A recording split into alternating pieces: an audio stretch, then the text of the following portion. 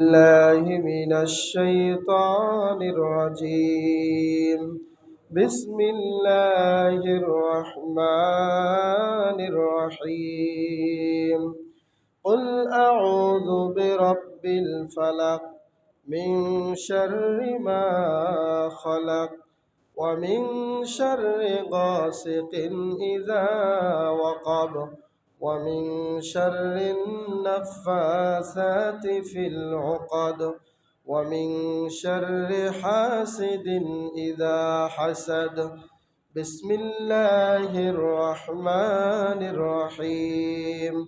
قل أعوذ برب الناس ملك الناس إله الناس من شر الوسواس الخناس الذي يوسوس في صدور الناس من الجنة والناس.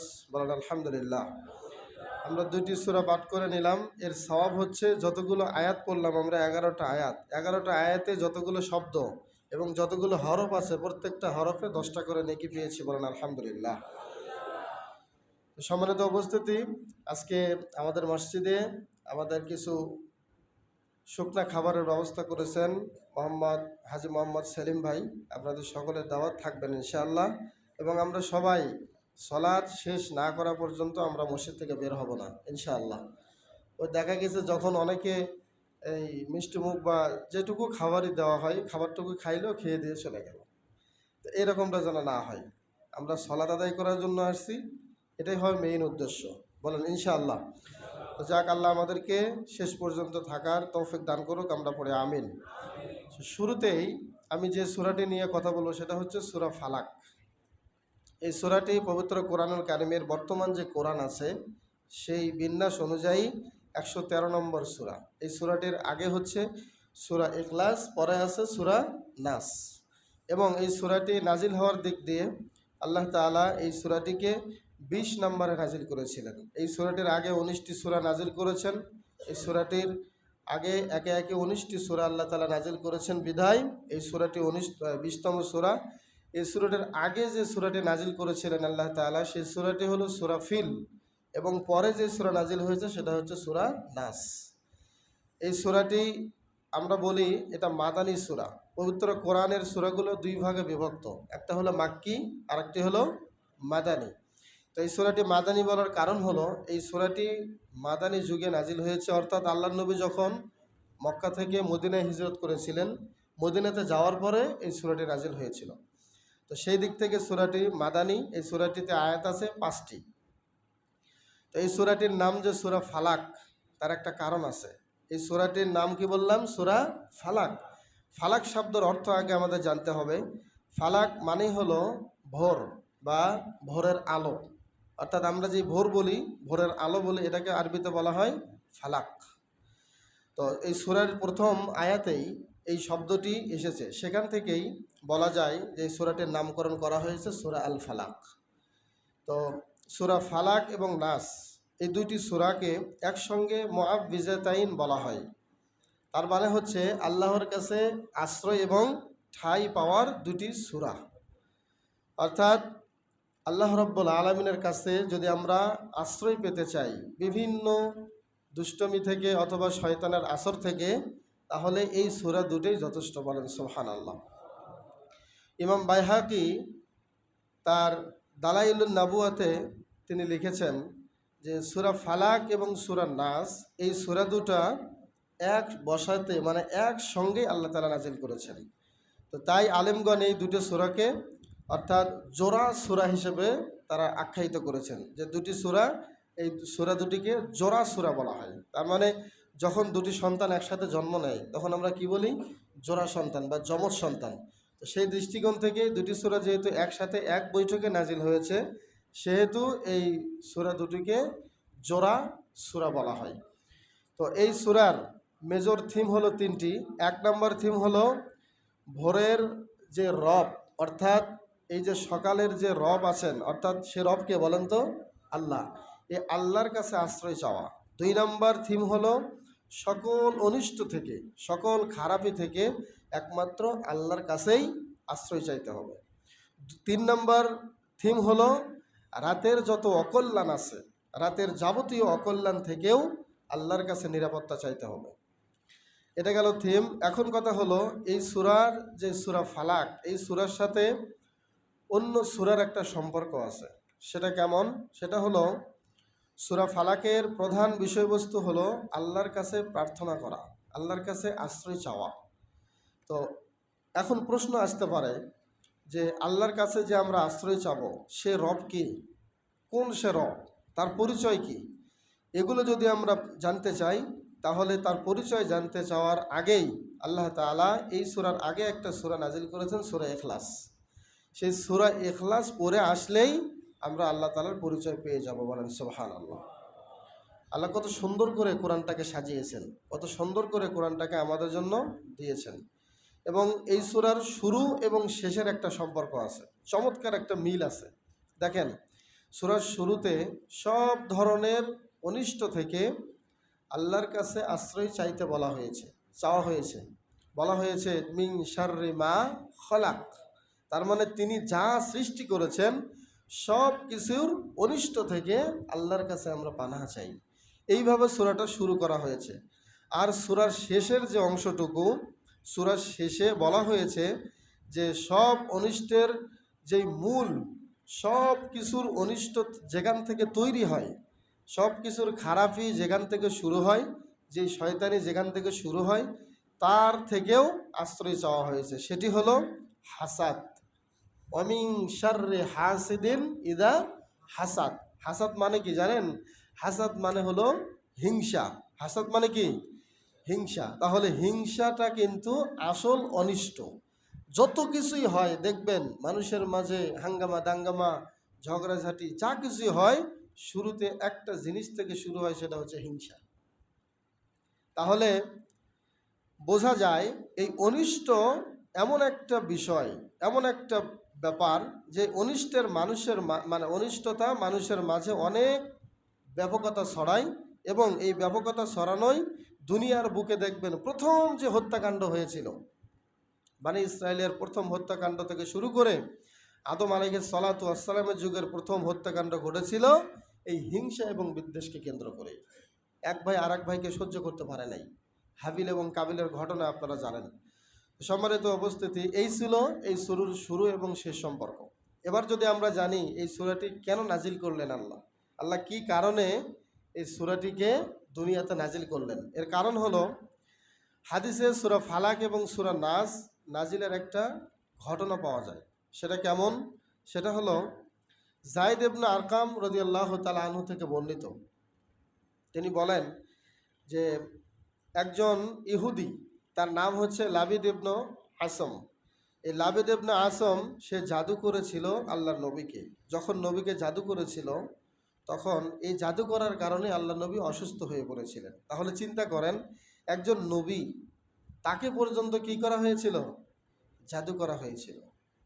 তাহলে আপনাকে আমাকে জাদু করা হবে না, এর কোনো গ্যারান্টি আছে? নাই। আল্লাহর নবীকে যখন জাদু করা হয়েছিল, তখন বিশ্ব নবী নবী মুহাম্মদ রাসূলুল্লাহ সাল্লাল্লাহু আলাইহি ওয়াসাল্লাম অসুস্থ হয়ে পড়লেন। এমন অসুস্থ হলেন, এরই পরিপ্রেক্ষিতে ওহী নিয়ে সরাসরি জিবরাইল আলাইহিস সালাতু ওয়াস সালাম আল্লাহর নবীর কাছে চলে আসলেন। বলেন সুবহানাল্লাহ। তখন নবীর ওপরে সূরা ফালাক এবং সূরা নাস একসাথে আল্লাহ নাজিল করলেন। নাজিল করে জিবরাইল আলাইহিস সালাতু ওয়াস সালাম বললেন, ইহুদিদের একজন আপনাকে জাদু করেছে, ইহুদিদের মধ্য থেকে একজন ব্যক্তি আপনাকে জাদু করেছে। এই কথাটা কে বললেন? জিবরাইল আলাইহিস সালাতু ওয়াস সালাম আমাদের নবীকে বললেন। তো জাদুর জিনিসপত্র তিনি বললেন যে অমুক একটা কূপ আছে, একটা কূপের নাম ধরে জিবরাইল বললেন যে ওই কূপের ভেতরে আপনার নামে জাদু করে সেখানে তাবিজ করা আছে, আপনি যান, সেখানে গিয়ে দেখবেন যে তাবিজটা বা আপনার নামে জাদু করে রাখা হয়েছে। তো বিশ্বনবী নবী মুহাম্মদ রাসূলুল্লাহ সাল্লাল্লাহু আলাইহি ওয়াসাল্লাম সেখানে আলী রাদিয়াল্লাহু তাআলা আনহুকে তিনি নিয়ে গেলেন, পাঠায়া দিলেন এবং পাঠায়া দিয়ে তিনি বললেন যে অমুক কূপে অমুক জায়গায় এই জাদু করা আছে, এগুলো নিয়ে আসবে। তখন আলী রাদিয়াল্লাহু তাআলা আনহু সেগুলো নিয়ে আসলেন। সেগুলো নিয়ে আসলেন। ওগুলোতে যেই জাদুটা করা ছিল, ওই জাদুতে 11টা গিরো ছিল। 11টা কি ছিল? গিরো ছিল। 11টা বন্ধন ছিল। এবং দেখবেন সূরা নাস এবং ফালাকে আয়াতও আছে 11টা। বলেন সুবহানাল্লাহ। 11টা গিরো ছিল। তো নবী সাল্লাল্লাহু আলাইহি ওয়াসাল্লাম এই সূরা দুটির একটা করে আয়াত পাঠ করা শুরু করলেন। যখনই একটা করে আয়াত পাঠ করা শুরু করলেন, আর একটা করে বন্ধন, একটা করে গিট খুলে যেতে থাকলো। বলেন সুবহানাল্লাহ। ফুকও দেখা লাগলো না, সেখানে দেওয়ার কোনো প্রয়োজন হলো না। আস্তে আস্তে গেটগুলো খুলে গেল।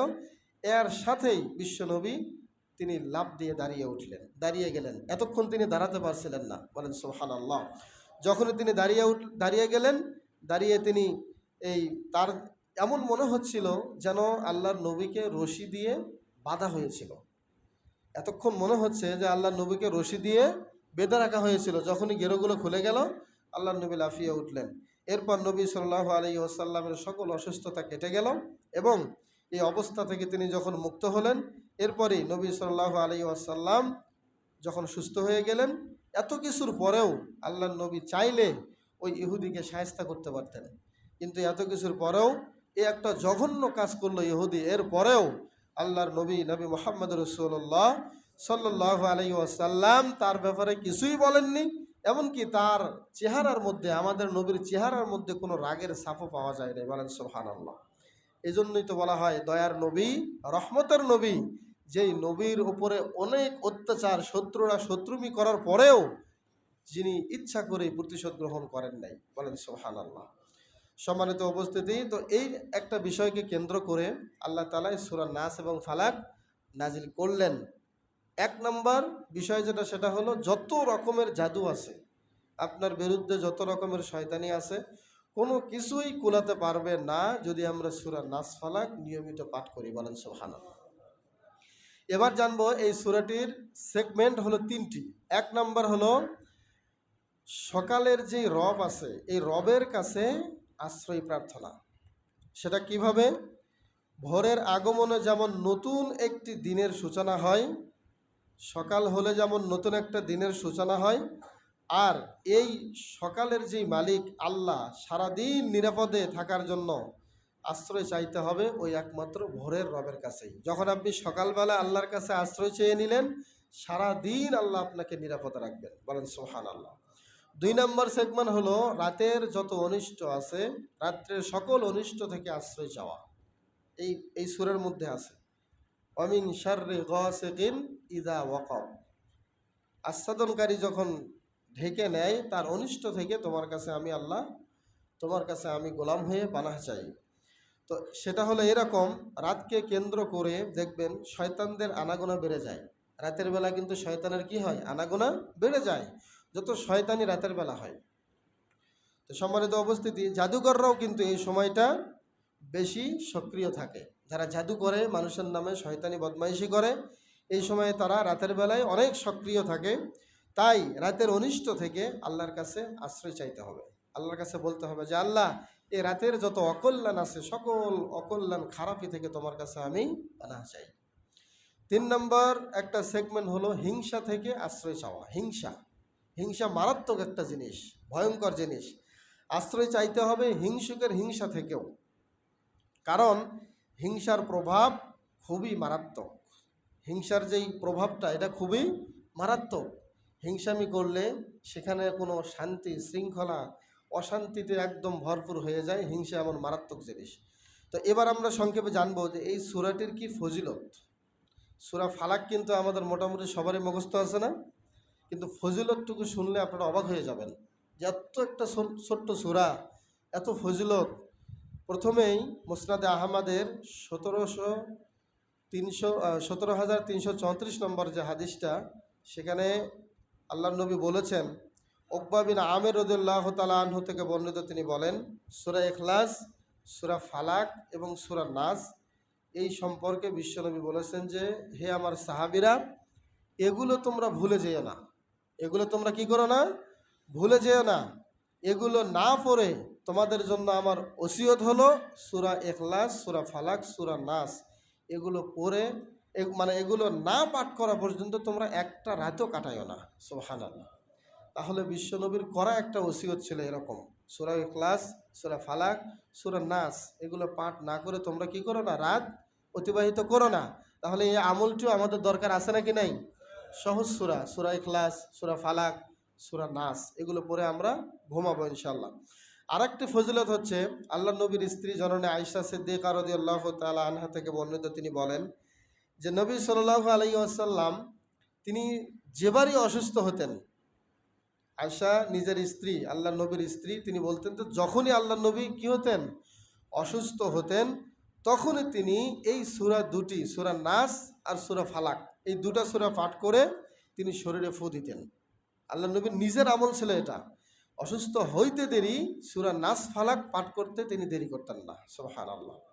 এবং যখন তার রোগ কঠিন হয়ে গেল, আয়েশা সিদ্দিকা রাদিয়াল্লাহু তাআলা আনহা বলছেন, তখন বরকত অর্জনের জন্য, বরকতের জন্য আমি নিজে এই সূরা দুটো পাঠ করে তার হাত দিয়ে শরীর মাসে করে দিতাম, সুবহানাল্লাহ। তখন তো আল্লাহ নবী আর পড়তে পারছিলেন না, তখন তিনি পড়ে পড়ে আল্লাহ নবীর হাতটা সমস্ত শরীরে নিজের হাতে দিয়ে তিনি মাসে করে দিতেন। এটাও সহিহ বুখারীর হাদিস, 5016 নম্বর হাদিস।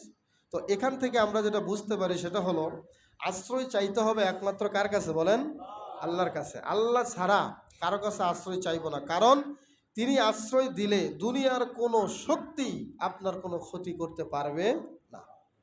একমাত্র আশ্রয় চাওয়ার মালিক যিনি, তিনি হচ্ছেন আল্লাহ।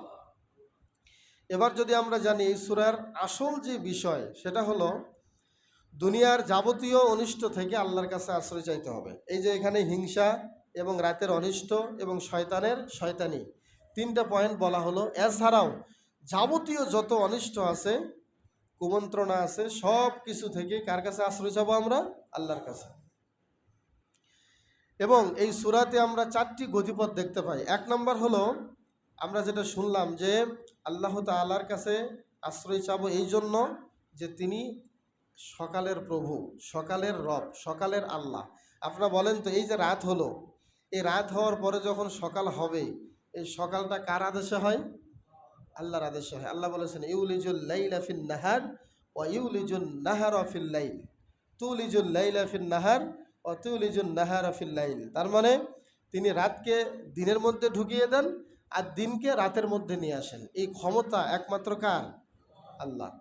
তো ভোর যেমন রাতের আধার দূর করে নতুন এক দিনকে হাজির করে, ঠিক তেমনই আল্লাহ তাআলা বান্দার সকল বিপদ আপদ দূর করে তাকে নতুন জীবনে প্রবেশ করাইতে পারেন, সুবহানাল্লাহ। এই জন্যই আশ্রয় খুঁজতে হবে আল্লাহর কাছে। 2 নম্বর গতিপথ হলো, সৃষ্টির সকল অনিষ্টর ব্যাপারে আশ্রয় প্রার্থনা করা। অর্থাৎ আল্লাহর সৃষ্টির মধ্যে মানুষ, জিন, অন্য সকল প্রাণী যা কিছুই আছে, সকল বিপর্যয় এবং সকল অনিষ্ট থেকে যদি আমরা অজানা কোনো বিষয় আমাদের জানা নাও থাকতে পারে, এমন কোনো বিষয় যদি হতে পারে, সকল কিছু থেকে অনিষ্ট রক্ষা পেতে একমাত্র আল্লাহর কাছেই সাহায্য চাইতে হবে। 3 নম্বর গতিপথ হচ্ছে রাতের যে অনিষ্ট, এটার বিষয়টা হলো অজানা যত শঙ্কা বা রাত, তার বেশিরভাগই রাত জেগে ওঠে, অর্থাৎ জেগে জেগে মানুষ রাতের বেলা অনেক অনিষ্ট কিছু করে থাকে, যেটা আমরা একটু আগে শুনলাম। তো এই রাতের যত অনিষ্ট আছে এগুলো একমাত্র আল্লাহর কাছ থেকেই ক্ষমা চাইতে হবে। এবং জাদু ও হিংসার অনিষ্ট থেকে আমরা যে আশ্রয় চাবো, এর কারণ হলো জাদুকর এবং হিংসুকদের হিংসার ব্যাপারটাও নেতিবাচক প্রভাব ফেলে কিন্তু মানুষের জীবনে। তাই এই সূরার শেষে এসব বিষয় থেকে আল্লাহর কাছে আশ্রয় চাওয়ার জন্য নির্দেশ করা হয়েছে, যে সব সময় তোমরা আল্লাহর কাছে আশ্রয় চাইবে। কারণ আল্লাহ কাউকে দেখবেন, একজন মানুষকে ডাক্তার ফেরত দেয়, বলে যা ইচ্ছা তাই খাওয়ান, মনে যা চাই তা খাওয়ান, আর 2 মাস 3 মাস 5 মাস 6 মাস বাঁচবে, বলে না এরকম ডাক্তাররা? কিন্তু ডাক্তার 6 মাসে আলটিমেটাম দিল, কিন্তু 6 বছর, এরপরে 16 বছর 20 বছরও এরকম লোক বাঁচে, আছে না এরকম? এই যে হায়াত দেওয়ার মালিক একমাত্র কে? আল্লাহ। তো এই সূরাতে মহান আল্লাহর কাছে যাবতীয় অনিষ্ট থেকে আশ্রয় চাওয়ার আদেশ দেওয়া হয়েছে। তার মানে আল্লাহ বারবার এটা বোঝাচ্ছেন যে তোমরা আমার কাছে চাও, আমার কাছে আশ্রয় চাও, আমি তোমাদেরকে আশ্রয় দেব। তো সম্মানিত উপস্থিতি, গোটা সূরাতেই কোনো না কোনো বিষয়ে আল্লাহর কাছে আশ্রয় চাইতে হবে। আল্লাহ তা এই সূরাতে শিখিয়ে দিলেন আমাদেরকে। গোটা সূরাতে কোরআন আমাদেরকে এখানে জাদুকর ও হিংসুক যারা আছে, হিংসুকদের চক্রান্ত থেকে আল্লাহর কাছে যে আশ্রয় চাইতে হবে, এটা কোরআন আমাদেরকে শিখিয়ে দিল। কারণ এগুলো মানুষের জীবনকে ছারখার করে দেয়। এই যে হিংসা, জাদু মানুষের জীবনকে কি করে? ছারখার করে দেয়, একদম নষ্ট করে দেয়। কিন্তু আমাদের মাঝে কেউ কেউ বলেন জাদু বা বদনজর বলে কিছু নাই। এটা মিথ্যা কথা, এটা বানোয়াট কথা, এগুলো কথা ঠিক নয়। জাদু সত্য, বদনজরও সত্য। এটা যদি কেউ বলে তারা বোকার স্বর্গে বসবাস করতেছে। অনেকে এই কথাটা বলে যে জাদু এবং বদনজর বলে কিছু নাই, এটা কিন্তু বলা ঠিক নয়। আর সেহেরু হাক্কুন, বিশ্বনবী বলেছেন জাদু সত্য, এবং অল আইনু হাক্কুন, বদনজরও সত্য। এগুলো লাগে, নজর লাগলে মানুষের চোখের দৃষ্টি পড়ে, এবং মানুষের জাদু, যখন মানুষ জাদু করে এই জাদু তার অনেকের জীবনে কুপ্রভাব ফেলে। তাহলে জাদু এবং বদনজর সত্য না মিথ্যা? সত্য। কে বলেছেন? মুহাম্মদ রাসূলুল্লাহ সাল্লাল্লাহু আলাইহি ওয়াসাল্লাম। তো এভাবে অনেকে আছে কোরআন হাদিসকে এভাবে অস্বীকার করে যায়। তো এই জাদুর প্রভাবেই আল্লাহ রাসূল সাল্লাল্লাহু আলাইহি ওয়াসাল্লাম ভীষণ অসুস্থ হয়ে পড়েছিলেন। যদিও আল্লাহর ইচ্ছা ছাড়া কারো উপকার বা ক্ষতি করা কোনোটাই সম্ভব নয়, তবে আল্লাহর পক্ষ থেকে ছিল এটি একটি পরীক্ষা। আল্লাহর নবীর জন্য এটা একটা পরীক্ষা ছিল, যে আমি দেখি আমার দোস্ত, আমার এই নবী, আমার প্রেরিত রসুল সে কি করে। এখন জাদুগ্রস্ত হলে কবিরাজের কাছে দৌড়াই, আমরা দৌড়াই না? একটু অসুস্থ হলেই, একটু জিনা আসর করলেই আমরা কবিরাজের শরণাপন্ন হই। আসলে এটা কিন্তু ঠিক নয়। কবিরাজের শরণাপন্ন হওয়ার কোনোই দরকার নেই। কোনো জাদুগ্রস্ত হলে বা জিন আসর করলে দৌড়দৌড়ি করা যাবে না কবিরাজের কাছে, বরং আল্লাহ রাসূল সাল্লাল্লাহু আলাইহি ওয়াসাল্লাম আমাদেরকে যে শিক্ষাটা দিলেন এই শিক্ষাটা আমরা ফলো করলেই আমাদের কাছ থেকে জাদু বা জিন পালাতে বাধ্য হয়ে যাবে। বলেন সুবহানাল্লাহ। যত শক্তিশালী জিনই হোক, যদি কোরআন তার সামনে তেলাওয়াত করা হয়, এই জিনের ক্ষমতাও নাই সেখানে সে অবস্থান করতে পারে। সুবহানাল্লাহ। সম্মানিত উপস্থিতি, এরপরে সূরা ফালাকের সর্বশেষ যে কথা সেটা হলো এই সূরার ৩ নম্বর আয়াত, যেটা প্রথম যে আয়াতটা সেটা কি? কুল আউযু বিরাব্বিল ফালাক মিন শাররি মা খলাক। ৩ নম্বর আয়াতটা কি? ওয়া মিন শাররি গাসিকিন ইযা ওয়াকাব। এই যে ৩ নম্বর আয়াত, এখানে বলা হচ্ছে যে আমি আশ্রয় চাই অন্ধকারের অনিষ্ট থেকে যখন তা ছেয়ে যায়, যখন অন্ধকারটা গাঢ় হয়, তার অনিষ্ট থেকে আমি আল্লাহর কাছে আশ্রয় চাই। আল্লাহ আমাদের নবীকে শিক্ষা দিচ্ছেন, তুমি এইভাবে বলো।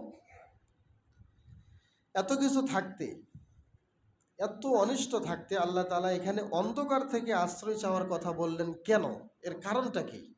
অন্ধকারের মধ্যে কি আছে? এর কারণ হলো এটা রাতের একটা বিশেষ সময়। অন্ধকার কিন্তু দিনের বেলা হয় না। হ্যাঁ হয়, কখন হয়? যখন দিনের বেলা আকাশ মেঘ করে আসে, সূর্য একেবারেই মেঘের নিচে পড়ে যায়, সেই ক্ষেত্রে সূর্যের আলোটা দুনিয়াতে আসতে পারে না, তখন একটা অন্ধকারের মতো হয়। কিন্তু ওই অন্ধকার কিন্তু রাতের মতো নয়। রাতের মতো হয় কি? হয় না। একটু অন্ধকার লাগে, কিন্তু রাতের মতো হয় না। তো এর কারণ হলো রাত একটি বিশেষ সময়। ভালো লোকেরা এই সময়, যারা ভালো লোক তারা তাহাজ্জুদের মতো ইবাদতে মশগুল থাকে। আর যারা খারাপ লোক, যারা বদকার লোক, তারা নিরিবিলি এই সময়ে হাজারো অপরাধে লিপ্ত হয়। কি বলেন, ঠিক কি না? যারা আল্লাহওয়ালা তারা তাহাজ্জুদ পড়ে, আর যারা শয়তান বদমায়েশ তারা নিরিবিলি সময় পেয়ে হাজারো অপরাধে কি হয়? লিপ্ত হয়। এই যে রাতের বেলা আমরা ইবাদত করতেছি, রাত 11টা, অনেকে গাঞ্জা খাইতেছে, অনেকে মদ খাইতেছে, অনেকে জুয়া খেলতেছে, আছে না এরকম? আছে। তাহলে এই রাতের মধ্যে দুটোই হয়, ভালো হচ্ছে খারাপও হচ্ছে। অধিকাংশ খুন এবং হত্যাযজ্ঞ যেগুলো হয় দেখবেন রাতের বেলায় হয়, ঠিক কিনা? তাহলে খুন খারাপও রাতের বেলায় ঘটে। চোর ডাকাতরাও যখন লুটতারাজ চালাতে বের হয় এই রাতের বেলায় বের হয়। যারা রাসূল সাল্লাল্লাহু আলাইহি ওয়াসাল্লামকে হত্যা করার চেষ্টা করেছিল, স্বয়ং তারাও এই রাতের অন্ধকারটা বেছে নিয়েছিল। বলেন সুবহানাল্লাহ। তাই আল্লাহর কাছে অন্ধকারের অনিষ্ট থেকে আশ্রয় চাইতে হবে। আর রাতের বেলা ডিজিটাল ডিভাইসের ফাঁদে যেন আমরা না পড়ি, সেজন্য সতর্ক থাকতে হবে। রাতের বেলা ডিজিটাল ডিভাইস বলতে আমি যেটা বোঝাচ্ছি সেটা হলো, ঘরের ভেতরে আপনি একাই আছেন, সেখানে কেউ নেই। এখন এখানে নগ্ন ছবি বা উলঙ্গ বেহায়াপনা কিছু ছবি যদি আপনি দেখেন, আপনারা বলুন তো, তাহলে কি আপনি ভালো মানুষ হলেন নাকি শয়তানের খপ্পরে পড়ে গেলেন? শয়তানের খপ্পরে পড়ে গেলেন। ওই সময় নিজেকে সেভ করতে হবে। তো সম্মানিত উপস্থিতি, এই ছিল সূরা ফালাকের সংক্ষিপ্ত আমাদের কিছু কথা। এবার আমরা